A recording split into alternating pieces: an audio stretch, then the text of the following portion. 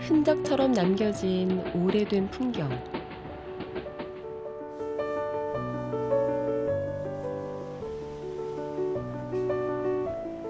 사람들의 발길이 뜸해진 거리에 변화의 바람이 일고 있습니다.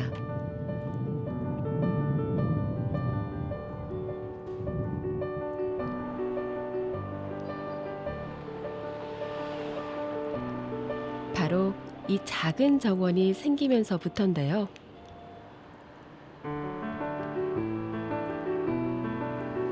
약 250제곱미터의 길다란 공간. 이곳엔 무려 50종의 풀과 꽃, 나무들이 식재돼 있습니다.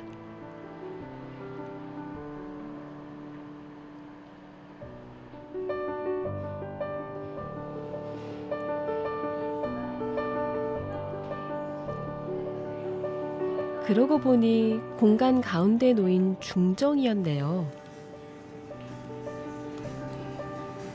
큰 창을 통해 실내 어디서든 정원을 만끽할 수 있는데요.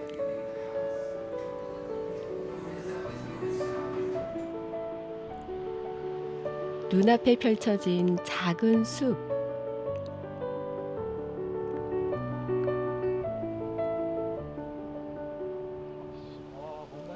반가운 식물도 보이네요.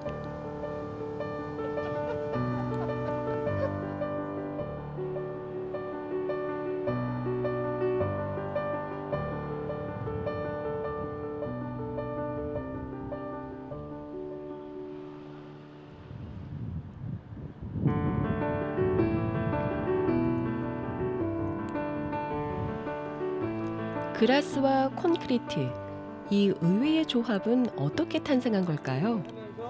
요 안에다가 이제 오늘은 특별한 손님이 방문했습니다. 우리 학교에도 이런 중정 공간이 있잖아요. 여기에 인근 고등학교 학생들인데요. 지금 10시 52분인데 정원이 궁금해서 주말도 반납하고 왔다는군요. 화장실이 급하신 분은 지금 여러분이 서 계신 곳이 지금 차가 이렇게 들어오던데요. 이 도로에서 차가 들어와서 지금은 유리로 막혀져 있지만 저 건물 밑에 공간으로 차가 들어가서 거기에서 정비, 수리를 받고 다시 나오는. 그래서 지금 보시는 이 정원 부분이 모두 콘크리트로 덮여져 있었어요. 그전에는. 이곳은 원래 자동차 정비소가 있던 자리였습니다. 이 일대는 자동차 공업사와 제조업 공장들이 밀집해 있던 경공업 지역이었는데요. 세월이 흘러 도시가 변화하면서 과거의 활기는 시들해졌죠. 하지만 최근에 문화 공간들이 들어서면서 분위기가 조금씩 달라지고 있다는데요. 지난해 가을, 정비소 콘크리트 바닥을 깨고 조성한 정원. 한 달 만에 탄생한 정원은 놀라운 변화를 가져왔습니다. 젊은이들이 찾는 일명 핫플레이스가 된 거죠. 학생들과 함께 정원을 좀 더 제대로 들여다볼까요?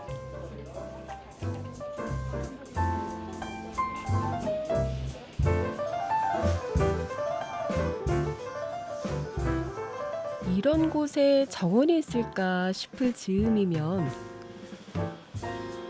조금씩 모습을 드러내는 푸른 존재들.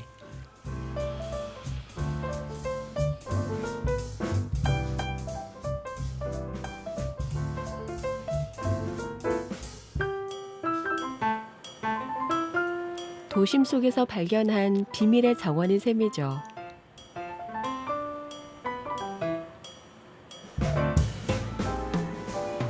사실 이 건물은 한 화장품 기업이 쇼룸으로 활용하기 위해 리모델링을 했는데요. 휴식 공간으로의 기능을 고려해 정원을 만들었답니다. 새로운 도전이자 과감한 선택이었죠. 휴식하고 힐링하고. 그러니까 특히 여기 같은 경우는 이제 천장도 제일 높고 한 데라서 여기에서 이 정원을 가장 하이라이트로 볼 수 있게 그렇게 조성을 했고요.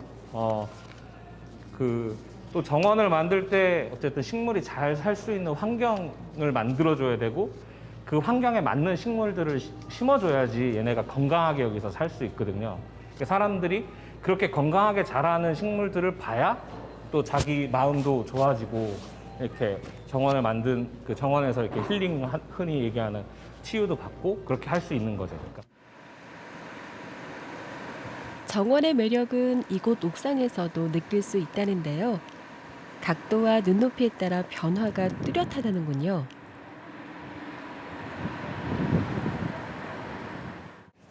아까 얘기한 대로 밑에서 볼 때랑 아까 계단을 통해서 올라오면서 정원을 볼 때랑 지금 옥상에서 볼 때 또 다르죠. 사실 이 정원이 별로 크지 않아요. 실제 우리가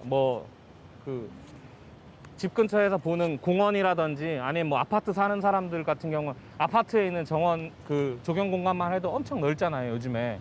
근데 그런 거에 비하면은 크기는 사실 얼마 안 되는 크기지만 지금 우리가 짧게 체험한 것처럼 그 높낮이에 따라서 다르게 보이기 때문에 정원은 하나지만 얘네가 여러 개의 정원처럼 보이는 거죠. 정원에 어떤 식물이 심어져 있는지도 꼼꼼히 살펴보는데요. 우리 학생들 오늘 정원 공부 제대로 하는 것 같죠? 한번 먹고 씨는 뱉죠? 네. 그 씨가 밤이 되는 애인 거야. 길 가다 보면 주차장 같은 공간이 있어요. 그러면 이렇게 남는 공간에 이렇게 정원 같은 걸 조성을 하면은 시각적으로도 좋고 사람들이 받는 에너지 같은 것이 있으니까 그런 것들이 바뀌었으면 좋겠어요. 식물 크기에 따라 다른 거. 이렇게 큰 나무도 있고 작은 풀도 있고 걔네가 조화를 이뤄가지고 이제 색감도 예뻐지고 이러는 게 너무 좋았어요. 여기 원래 콘크리트 바닥이었는데 그거를 싹 다 갈아엎은 게 인상적이었어요. 송내고 학생들이 이렇게 정원 답사에 나선 데엔 그만한 이유가 있습니다. 학생들이 직접 학교 정원을 만드는 중이라는데요. 완성되면 꼭 소식 알려줘요.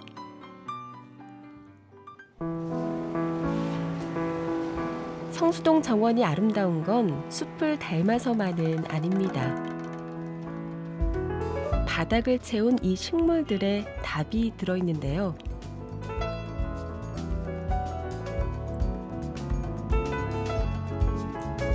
이끼와 사초 모두 습지에서 잘 자라는 녀석들입니다.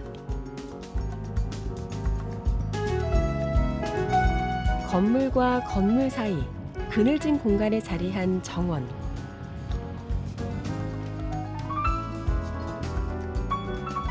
볕이 잘 들지 않는 음지에서도 빛깔과 형태를 잃지 않는 식물들로 정원을 디자인한 거죠.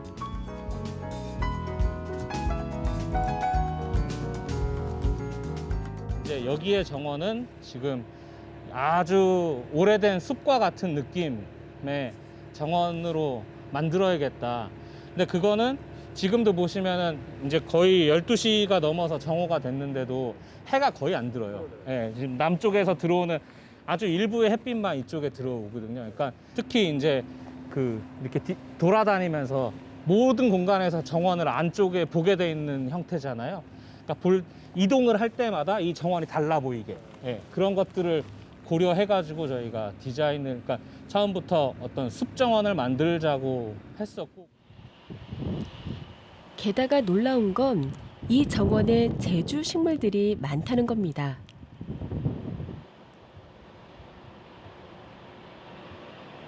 이쪽 동백도 제주에서 왔다는데요. 큰 나무들은 열 몇 주 들어가 있어요. 근데 그 중에 80%가 다 제주도에서 온 나무예요, 실제. 제주와 여기와의 기후나 이런 것들을 생각을 해보면 네. 어떻게 이게 가능한 일인지. 근데 사람들이 그러니까 제주라고 하면 단순히 그냥 서울보다 남쪽이니까 그냥 따뜻하다고 생각을 하잖아요. 근데 그 위도는 낮지만은 제주도 같은 경우는 아시다시피 우리나라 제일 높은 한라산이 있어요. 그래서 거의 2,000m 가까운 내한성이라고 해서 하드니스라는 걸로 데이터가 다 정리가 돼 있어요. 그러니까 지금 뭐 쪽동백이랑 지금 솔비나무가 비슷한 기후대에 산다, 비슷한 서식처에 산다 하면은 만약에 솔비나무의 내한성을 몰라도 똑동백의 내한성을 근거로 해서 대략 비슷한 것까지 살 수 있구나. 디자인을 하는 데 있어서는 뭐 이 디자인 지금 뭐 설비의 가지의 선이라든지 얘네끼리의 관계 이런 것도 중요하지만은 일단은 잘 살 수 있는 환경을 조성하는 거, 그리고 그 환경에 맞게 살 수 있는 식물들을 선택하는 거. 근데 사실 그런 것들은 아주 과학적인 거거든요. 이게 단순히 그냥 예술과 디자인 이상의 그런 과학적인 데이터, 지식들이 기반이 되지 않으면 사실 그런 부분을 극복하기가 힘든 거죠. 아무리 처음에 좋게 만들어도 이것들이 여기에서 건강하게 살지를 못하면 그것들을 보는 사람들도 사실 정원을 만든 의미가 없는 거죠. 습지 식물을 심었다고 정원이 완성되는 건 아닙니다. 식물이 건강하게 자라려면 목마름을 식혀주는 보살핌이 필요하죠.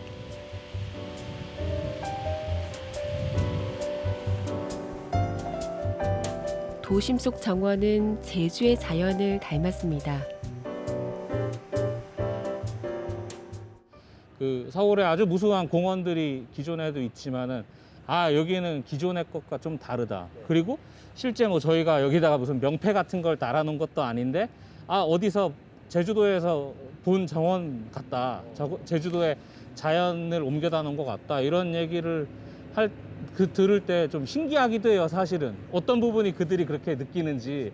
이제 만든 지 1년 됐거든요, 여기가. 1년 조금 넘었어요. 근데 식물들도 자리 잡고 사람들도 많이 좋아해 주시고 하니까 저희는 뭐 그런 거에 보람을 많이 느끼죠. 낡음이 사라져야 할 이유가 될까요? 작은 정원은 메마르고 삭막했던 거리에 새로운 숨결을 불어넣어 줬습니다. 한 송이 꽃, 바람에 이는 잎새,